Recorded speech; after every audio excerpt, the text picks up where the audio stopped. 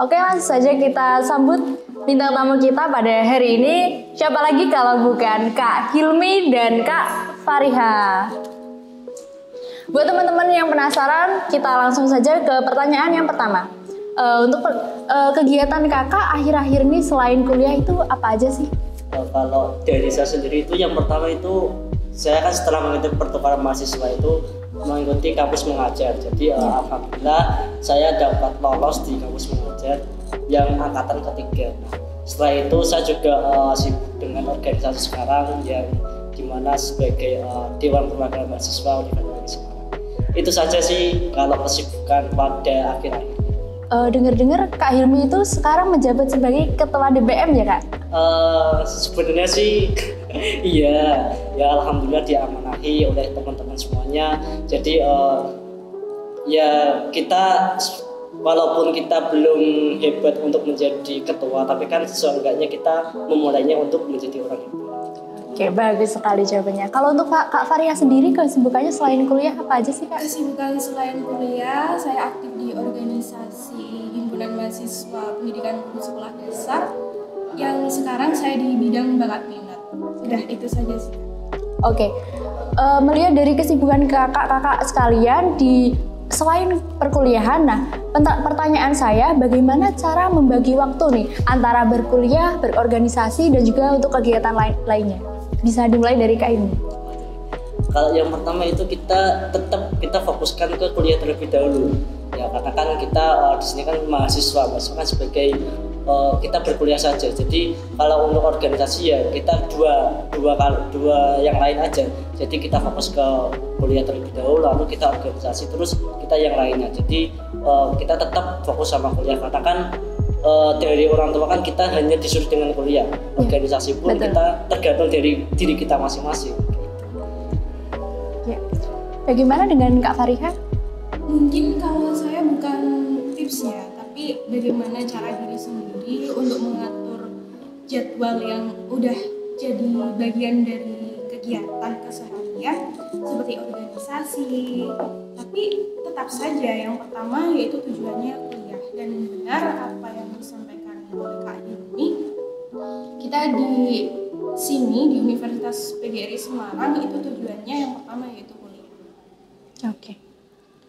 Oke, langsung kita ke pertanyaan yang ditanyakan oleh beberapa mahasiswa dari Prodi PGSD ya. Iya. Yang pertama dari @fani8352. Gimana sih Kak tips lolos PMM?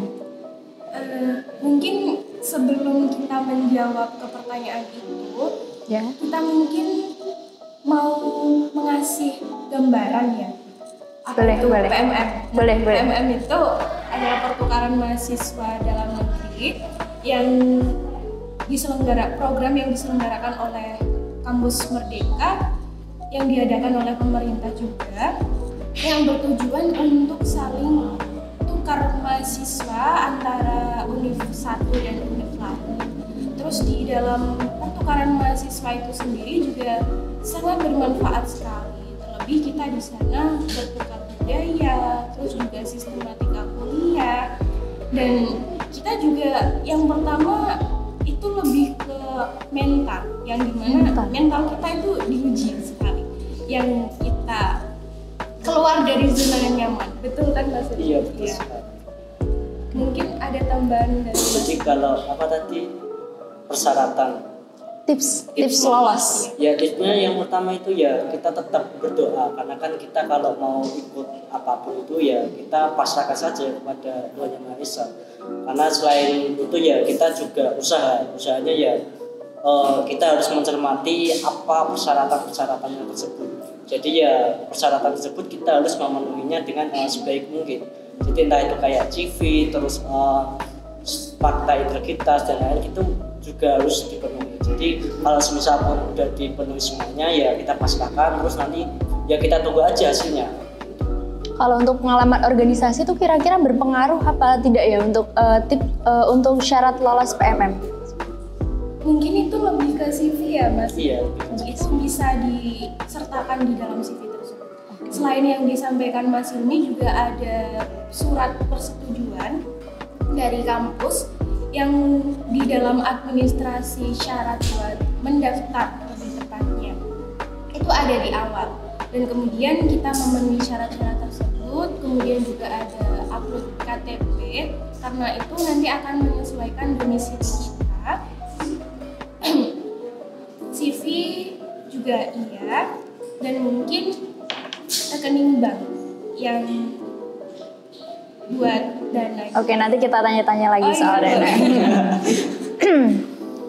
Apa sih yang membedakan antara perkuliahan biasa dengan pertukaran mahasiswa?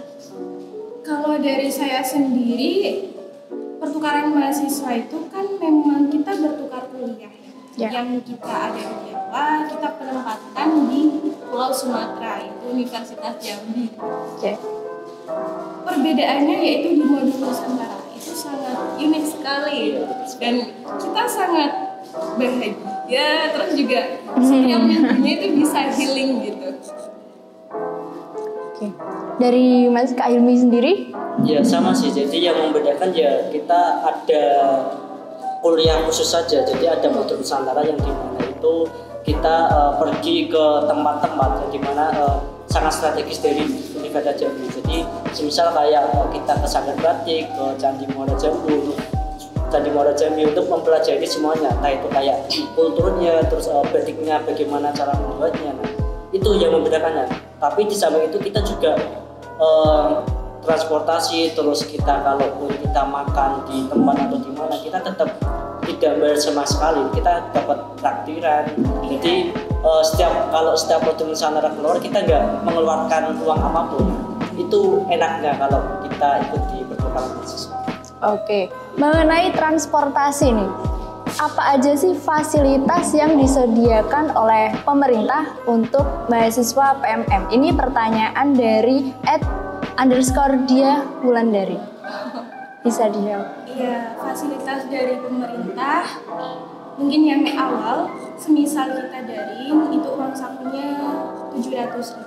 Tapi kalau kita luring ada tambahan 500 untuk biaya kehidupan di sana. Jadi kalau luring kita itu mendapatkan 1,2 juta.